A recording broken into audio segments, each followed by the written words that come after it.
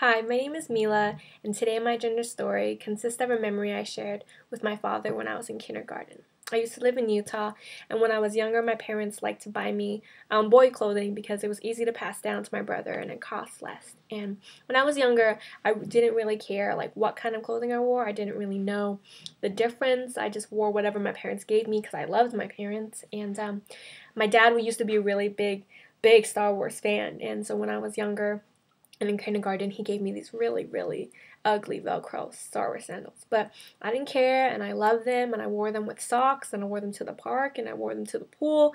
But then I wore them to school one day, and I remember after class, on the bus on the way home, these girls saw me.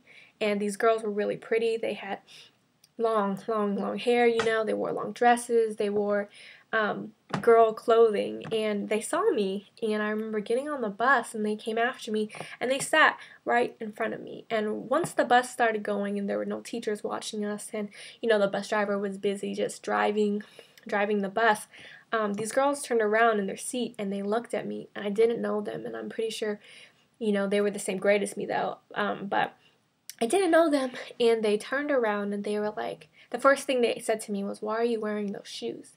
And when they pointed, and then they started laughing, and then they started taunting me and being mean to me, and it was the first bullying experience that I ever experienced, and it was the first time I ever heard the word gay, but that's what they said.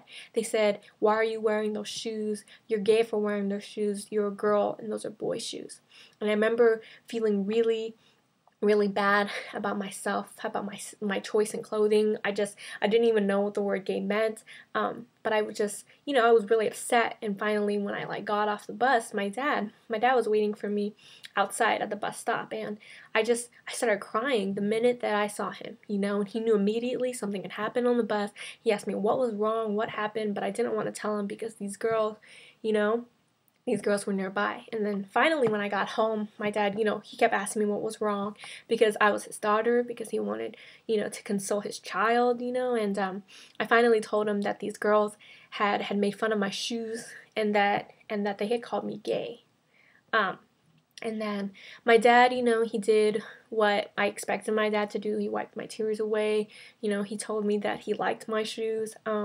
And then he told me that the definition of gay meant happy. These girls were jealous because I was happy because I had such cool shoes.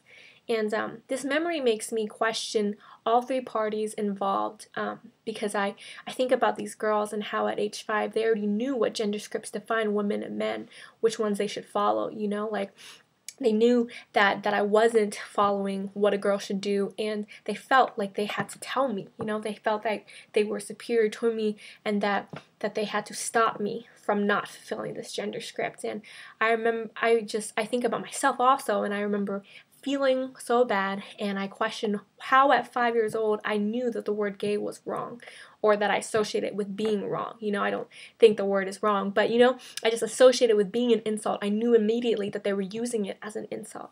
And I questioned my father, who at the time I know was just trying to console me, but why, I questioned why he never told me what the word gay meant. In the way that they were using it as a way to insult me. And I wonder if that contributes to heteronormativity, the idea that heterosexuality is the only sexuality that is accepted or that even exists. He just didn't even try to tell me, and has never in my life really talked to me about the differences in sexualities that people have. And so I think that this is an interesting story because, like I said, I was so young. We were all so young, and I also wonder a lot about how parents, usually tackle the topic of sexuality when they're kids and when it comes up in their lives, and how early does it come up in their lives. But that's all I have today. That's all I have to say. I give my permission to have this video posted online as part of the Gender Stories project.